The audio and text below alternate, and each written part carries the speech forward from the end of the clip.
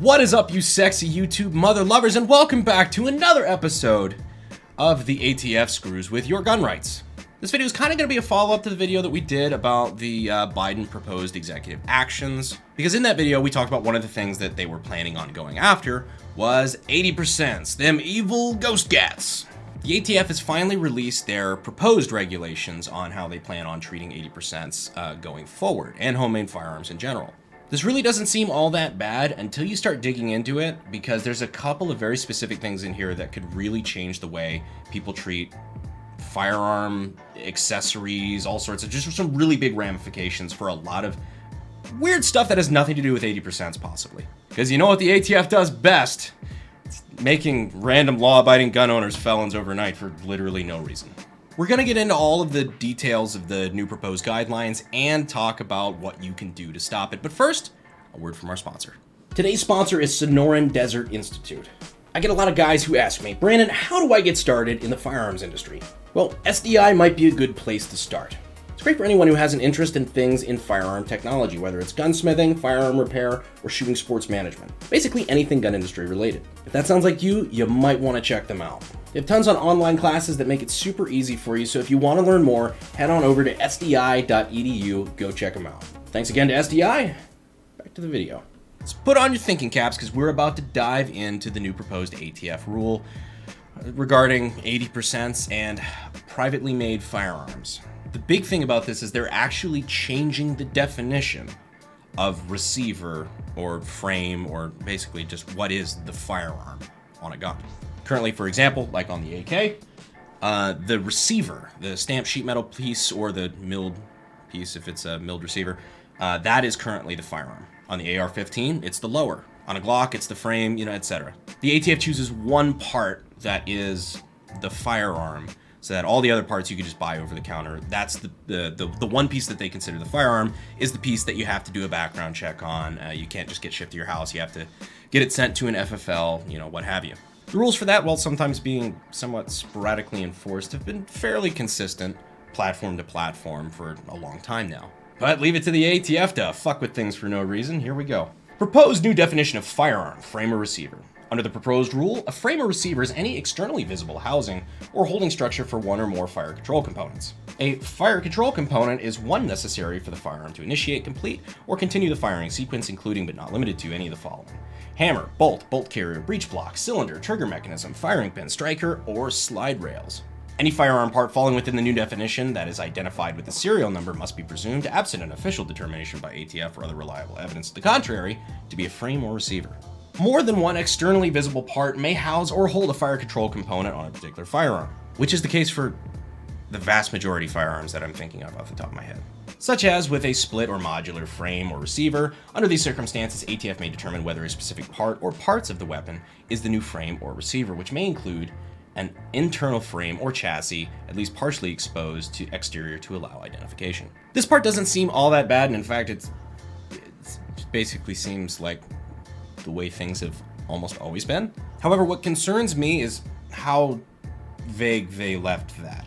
For example, specifically, the very beginning is a little concerning if you start to think about what that could entail. Any externally visible housing or holding structure for one or more fire control components, including any of the following: hammer or trigger mechanism. So if I have a drop-in trigger pack, that technically meets the new definition of a firearm, which basically means that any company right now manufacturing a drop-in trigger could be manufacturing unlicensed firearms. You see how, like, the devil is in the details with stuff like this. Will they enforce it that way? No, probably not, until they decide that they feel like it. Altogether so far, though, not apocalyptic, but there's more. Firearm parts kits. You have no idea how much that hurts to see in bold on the ATF website. Something that has mostly gone unfucked with for a pretty long time.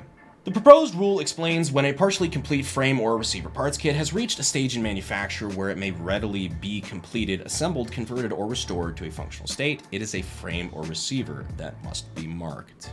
Weapon parts kits that are partially completed frames or receivers and containing the necessary parts such that they may readily be completed, assembled, converted, or restored to expel a projectile by the action of an explosive are firearms for which each frame or receiver of the weapon would need to be marked. This is pretty openly targeting things like 80% Glock kits, 80% AR-15 receivers with all the pieces and kits and everything together. Because if I sell you an AK parts kit with an 80% receiver in it, it specifically says weapon parts kits with partially completed frames or receivers, meaning a receiver that is ready for you to complete at home, would need to be marked. Now the question is, at what point, this is where it gets into the shit that, oh, this is frustrating, because it's like, this has always been the question, right? At what point is it a firearm, and at what point is it not a firearm? That obviously varies from weapon to weapon, and it actually varies from ruling to ruling, specifically to each platform. It hasn't even stayed the same. If you ban 80% AR-15 lowers as they are right now, or not ban them, but just say that they are actually technically receivers, at what point do they stop being that? If I sell you all of the parts to complete an AR-15 minus the lower, but I include a piece of billet aluminum that's just a rectangular block that you have to complete at home with a fucking CNC machine that costs 20 grand, is that technically a receiver that needs to be marked? They don't specify, and that's where this gets annoying, because what it means is that probably, knowing the government, what they're probably going to end up doing is using the ambiguity to just specifically target the people that are selling things like 80% to the public. Always be careful when the government tries to make laws, but they don't tell you exactly where those laws start and end. Marking requirements for firearms other than PMFs, which is personally made firearms, or privately made firearms now, I suppose. Under the proposed rule, licensed manufacturers and importers must identify each part defined as a frame or receiver, or specific parts determined by the ATF, of each firearm they manufacture or import with a serial number, licensee's name or recognized abbreviation, where they maintain their place of business, or their name or recognized abbreviation, and abbreviated federal firearms license number as a prefix, followed by a hyphen, and then followed by a number as a suffix. I love how they say this like this isn't already the rule. Like, there's already rules about the way FFLs have to mark firearms and serial numbers, and this is already a law. I'm helping. Okay.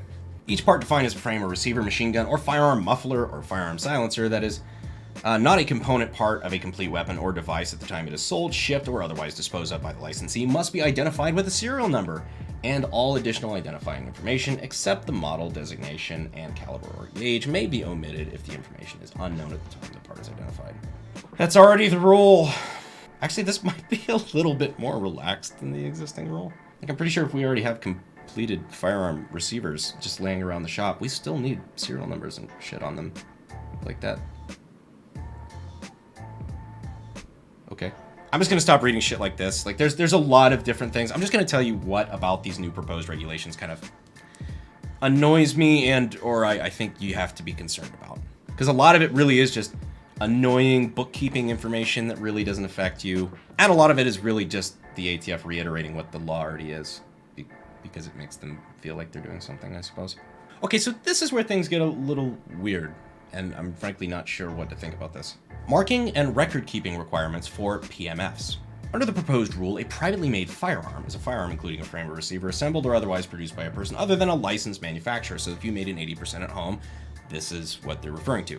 And without a serial number or other identifying marks placed by a licensed manufacturer at the time the firearm was produced. Fun fact, since the founding of this country, it has always been legal to manufacture your own firearm at home and not require a serial number or other identifying marks on said firearm unless you intended to sell it to another person. So now that we've discussed that a privately made firearm is produced by a person other than a licensed manufacturer, the next breath.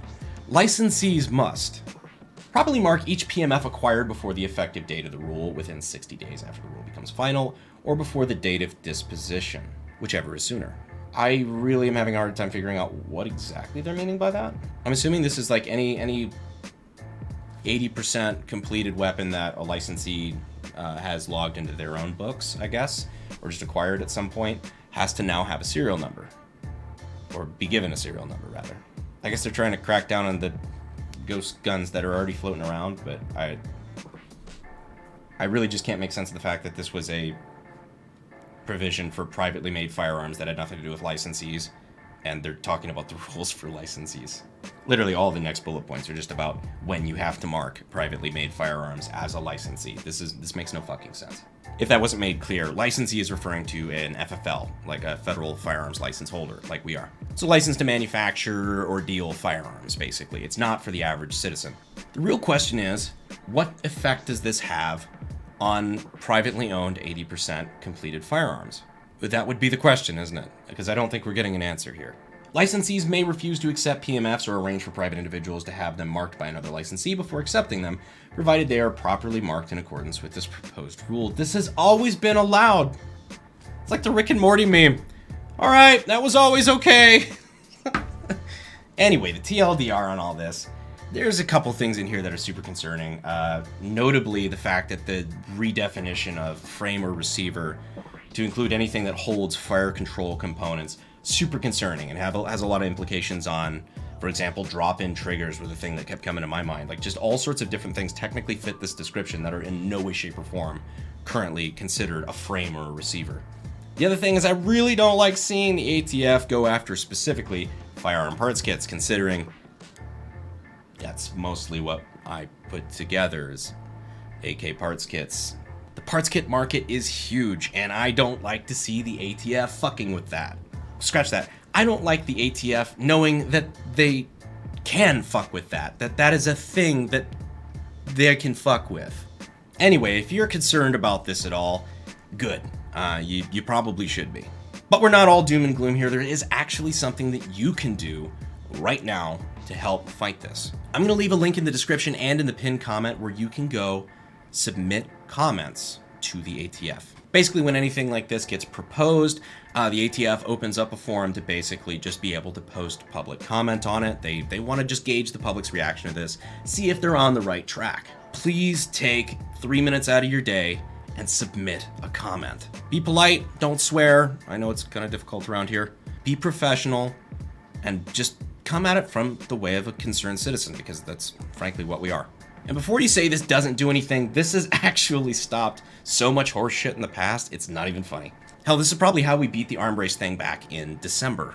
And even if this doesn't stop the proposed rule from going forward, this is also ammunition for groups like the Firearm Policy Coalition to be able to use the amount of public comments there were in opposition to this ruling in litigation later. So I know sometimes we get a lot of shit for talking about how bad things are without giving you guys anything proactive to do about it. Well, now's your chance. I know this probably doesn't sound like the biggest deal in the world, but at the same time, if you give these motherfuckers an inch, they take a mile. It happens every fucking time.